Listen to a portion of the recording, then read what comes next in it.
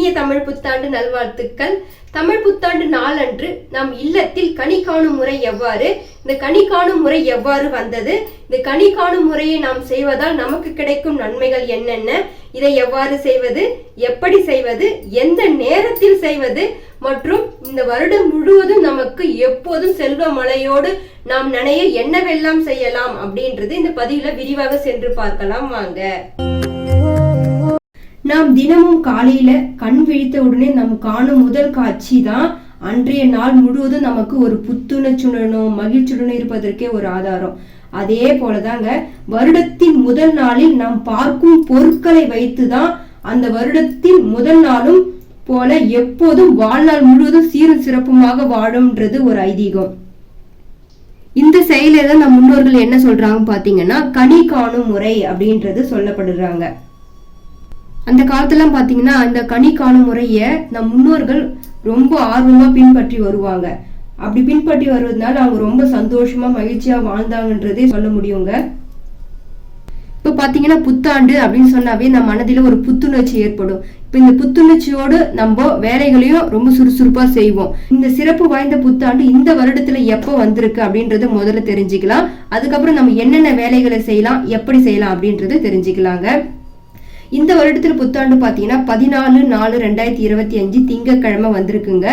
இப்போ இந்த வழிபாடு எந்த நேரத்துல செய்யணும்னு பாத்தீங்கன்னா அதிகாலை 4:30 மணிலிருந்து 6 மணி வரை பிரம்ம முகூர்த்த நேரத்துல இந்த கனி காணும் முறையை செய்வது ரொம்ப சிறப்பானதுங்க. இப்போ கனி காணும் முறை எப்படி வந்தது அப்படின்னு பாத்தீங்கன்னா இந்த கனி காணும் முறையை நம் முன்னோர்கள் தாங்க கொண்டு வந்தாங்க. இப்போ வாங்க அந்த கனி காணும் முறை எவ்வாறு செய்வது, எப்படியெல்லாம் செய்யலாம் அப்படின்றது சென்று பார்ப்போம். இப்போ முதல்ல என்ன செய்யணும்னு பாத்தீங்கன்னா இப்ப நம்ம திங்கக்கிழமை தான் அந்த புத்தாண்டு வந்திருக்கு அப்படின்றது தெரிஞ்சுக்கிட்டோம். அதனால நம்ம என்ன செய்யணும்னு பாத்தீங்கன்னா ஞாயிற்றுக்கிழமையே நம்ம வீடெல்லாம் சுத்தம் செஞ்சு ஒற்றையெல்லாம் அடிச்சு பூஜை சாமானெல்லாம் நல்லா தொலைக்கிட்டு பூஜை படங்களை நல்லா தொடச்சி மஞ்சள் குங்குமம் இட்டு வழிபாடு செய்வது ஒரு வழக்கங்க. இதெல்லாம் நம்ம காலையிலே செஞ்சு முடிச்சிடலாங்க.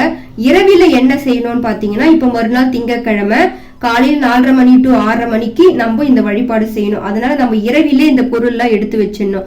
இந்த கனி காணும் முறைய முதல்ல எந்த இடத்துல செய்யணும் அப்படின்றது தெரிஞ்சுக்கலாங்க. ஒண்ணு பூஜை அறையில செய்யலாம், அப்படி இல்லைன்னா ஹால்ல செய்யலாம், இல்லைன்னா உங்க பெட்ரூம்ல வசதி இல்லை அப்படின்னு நினைக்கிறவங்க பெட்ரூம்ல கூட செய்யலாம். ஏன் அந்த இடத்துல செய்யணும்னு பாத்தீங்கன்னா தூங்கி எழுந்த உடனே இந்த கனி காணும் முறையை நம்ம பார்க்கணுங்க. கனி காணும் முறையை பார்க்கணும்னா அது நம்ம வசதிக்கு ஏற்ற மாதிரி எந்த இடத்துலதான் வச்சுக்கலான்றது இல்லைங்க. அதுக்குன்னு ஒரு வரமுறை இருக்கு. ஒண்ணு பூஜை அறையில, இல்லைன்னா ஹால்ல, இல்ல பெட்ரூம்ல. வசதி இல்லாதவங்க பெட்ரூம்ல வச்சுக்கோங்க.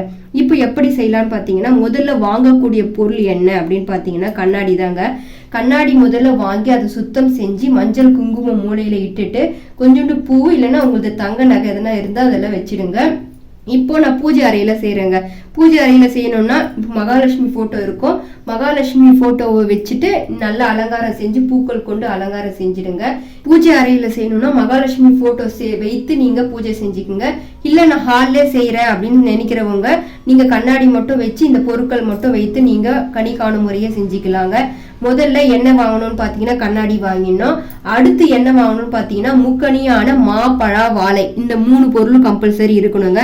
இப்ப அது எனக்கு எங்கேயுமே கிடைக்கல அப்படின்னு நினைக்கிறவங்க இதர பழங்களை வாங்கி முக்கியமா வாழைப்பழமும் எலுமிச்சை பழமும் வைக்கிறது ரொம்ப சிறப்பானதுங்க. அதனால அந்த கனிகளை வைக்கலாம்.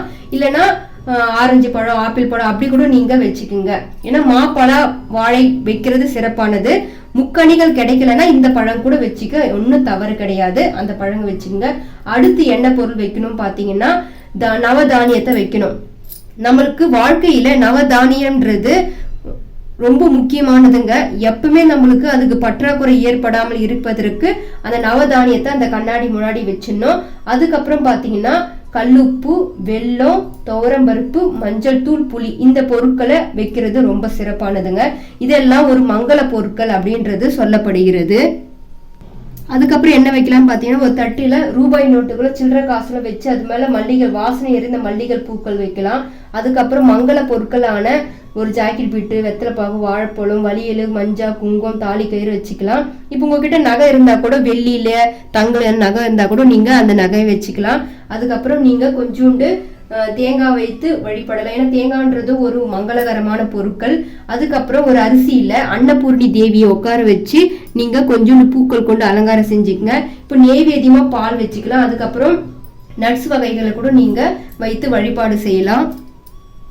இப்போ முதல்ல நீங்க இதெல்லாம் நைட்லயே செட் பண்ணி வச்சிடுங்க. நைட்லயே செட் பண்ணி வச்சுட்டு இப்போ நீங்க காலையில தூங்கி எழுந்து வந்த உடனே முதல்ல என்ன பார்க்கணும்னு பாத்தீங்கன்னா கண்ணாடி தெரிகின்ற அந்த மங்கள பொருட்களை முதல்ல பார்க்கணுங்க. பணத்தை பார்க்கணும், அப்புறம் செயின் பார்க்கணும், அந்த நவதானியத்தை பார்க்கணும், அந்த மங்கள பொருட்களை பார்க்கணும். எல்லாத்தையும் பார்த்து முடிச்சிட்ட பிறகு அடுத்ததுதான் உங்க முகத்தை பார்க்கணும். உங்க முகத்தை பார்த்து முடிச்சிட்ட பிறகு அதுக்கப்புறம் நீங்க குளிக்க போகலாங்க. குளிச்சு முடிச்சுட்டு வந்து வீட்டுல நீங்க இதுவரை மகாலட்சுமி போட்டோ பூஜை அறையில வச்சு அன்னபூர்ணி அம்மாவை வைத்து நீங்க பூஜை வழிபாடு செய்யலாங்க.